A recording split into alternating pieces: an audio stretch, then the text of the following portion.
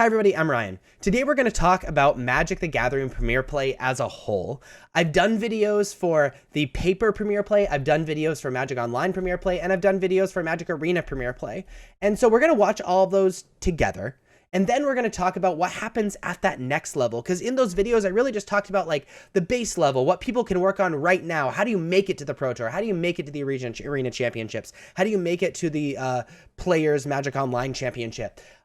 But then at the next level, like what happens once you actually get to the Pro Tour? What happens if you get to Worlds? What happens at that Premier level? And so we're going to look at those, and I hope you enjoy. Essentially, the primary path to the Pro Tour, which is, you know, the premier level play of Magic the Gathering, I guess, you know, Worlds is one step above the Pro Tour, are your local RCQs. So any sanctioned store can run an RCQ by buying an RCQ kit from Wizards. And then they can hold a tournament. Right now, they just changed it so that each season is a different format. It can be that format or be sealed. Most stores are just going to do that format because sealed is really expensive to run because they need to charge for the packs as well, and like that can scare a lot of people away. So most people just do the constructed format. This season coming up, and actually the one that we're currently in is Pioneer, the next one is Modern, and I believe the one after that is Standard. Each one of those seasons are going to feed into a regional championship that is also that format. So when you play in your local RCQ, all you need to do is just show up and pay. Now, if you're already qualified for the regional championship, you actually are not allowed to play in these local RCQs. Invites do not trickle down, and they don't want people like winning and then like blocking people from qualifying, which kind of makes sense, but I kind of wish like invites trickled down, but so you could play with your friends, but like that's fine. Most stores, you need to win the RCQ in order to qualify for the regional championship. Some stores, the Wizards premier level stores, the top two can actually qualify for the regional championship. So if you just make it to the finals, then you qualify. The other low level way to qualify for the regional championships as well, and I knew I said I wasn't going to talk about Magic Online, but Magic Online has tournaments that feed into the paper regional championship. Those tournaments are called qualifiers and super qualifiers. Super qualifiers on Magic Online are different formats, are run nearly every weekend, and cost 40 tickets, so $40, or 400 play points, $40, or 40 QPs, which if you're not a Magic Online grinder, you don't know what those are, and don't worry about it. We'll talk about that when I do the Magic Online video. In order to enter, and if you come in top 4 of that tournament, then you qualify for the paper regional championship, as well as getting Magic Online Championship Series points, which only matter if you grind a lot on Magic Online. So then you qualify for the regional championships. These right now are always held at DreamHacks, which is a super fun event. Just by qualifying, you get a 3-day pass to DreamHack. The regional championships are 2-day tournaments, again, of the associated format, and you go and play in that tournament. Kind of like old school Grand Prix, but you have to qualify for these. Unfortunately, the RCQs are not like old school PTQs where they'll fly you to these tournaments because there's only one per region.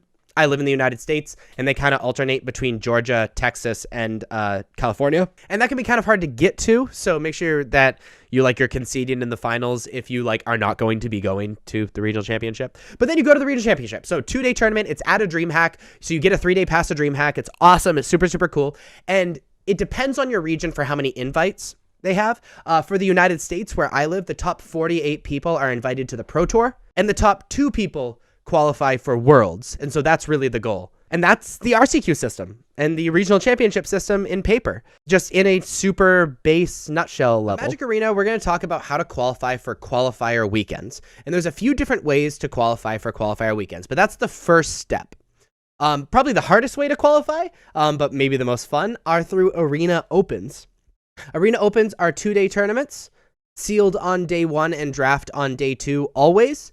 And if you are extremely successful, there's a top prize of $2,000, which is awesome. And if you cash the tournament at all, which means get a few wins on day 2, then you qualify for the following month's qualifier weekend. But like I said, that's the hardest way to do it. The medium way to do it is through ranked play on Magic Arena. The top 250 mythic ranked people are automatically invited to the qualifier weekend and can basically skip the play-in. And I would think the easiest way to qualify for the qualifier weekend is through the qualifier play-ins, which you can earn qualifications for the qualifier play-in through different events on Magic Arena, or you can just enter with gems. In best of 1, if you get 6 wins before 2 losses, you qualify for the qualifier weekend. And if you participate in the best of 3 qualifier, then if you get 4 wins without a single loss, you qualify for the qualifier weekend. Now, monthly, there are qualifier weekends, which we just talked about how to qualify for, 3 different ways. The qualifier weekend is a different format every single month and is a 2-day tournament similar to the Opens. If you get the top prize in the 2-day qualifier weekend, then you earn a spot at the Magic Arena, what I would call Pro Tour. It's called the Arena Championships. I've always said that there are kind of like 3 Pro Tours. An Arena Championship is the Arena Pro Tour that you get through the qualifier weekend. The Arena Championship has 32 players that will compete in a prize pool of $200,000. And the winner and the runner-up of the Arena Championship will also earn a seat at the Magic World Championship. And that is essentially how Magic Arena Premier Play works. The first thing you need to understand about Magic Online Premier Play is qualifier points. So you can get qualifier points by playing in nearly any event on Magic Online. The most efficient way to get qualifier points, but maybe a bad way for your wallet, is through scheduled prelims, where if you 2-2, you get 10 qualifier points. If you 3-1, you get 20. And if you 4-0, you get 40 qualifier points. Now you can also grind these through leagues, which is a little easier on your wallet, but a little bit slower to get qualifier points. Which brings us to our first premier level event, which are qualifiers and super qualifiers. So qualifiers and super qualifiers are really similar to each other. Super qualifiers, you can either enter with tickets or play points, which are kind of the currency on Magic Online, or 40 QPs. Qualifiers, you need to enter with 40 QPs. So they're QP gated is kind of what the community calls it. Now, the reason you play in these events is actually because of its interaction with Premier Play.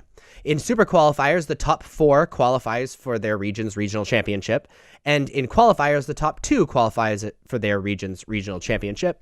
And in both of these, you get Magic Online Championship Series leaderboard points. More on that soon. So even if you're qualified for the RC, it's still important to play in these if you care about the Magic Online Premier Play so that you get those leaderboard points. The next layer of events is the Showcase Challenges. So Showcase Challenges, you have to enter with 40 QPs. This is the primary reason, besides the qualifiers, you are saving up QPs. Now, if you top 8 a Showcase Challenge that you entered with 40 QPs, then you qualify for that season's Showcase Qualifier and, of course, get a bunch of MOCS points and get these leaderboard points that are just excellent. These Showcase Challenges are 4 different formats every season that's selected by Magic. There are 4 every month, 1 for each of the formats. So there's a lot of chances to actually qualify. So what if you didn't qualify for any of the associated Showcase qualifiers? Well, there are last chance qualifiers quarterly at the end of every 3 months that require tickets and 40 QPs to be able to join. It's a good way to dump the rest of your QPs, but it's not very good value as far as money goes like these other tournaments are. However, if you 5-0, you automatically qualify for the Showcase Qualifier as well. And it's obviously your last chance. Quarterly, in the 4 formats that matter on Magic Online, which again is decided by Magic, there is the Showcase Qualifier. This always ends up being about 32 people. Sometimes it can be a little bit less, depending on how many people entered LCQs and things like that. But there's 32 people, and the winner goes to the Magic Online Championship Series, which is pretty much the Pro Tour for Magic Online.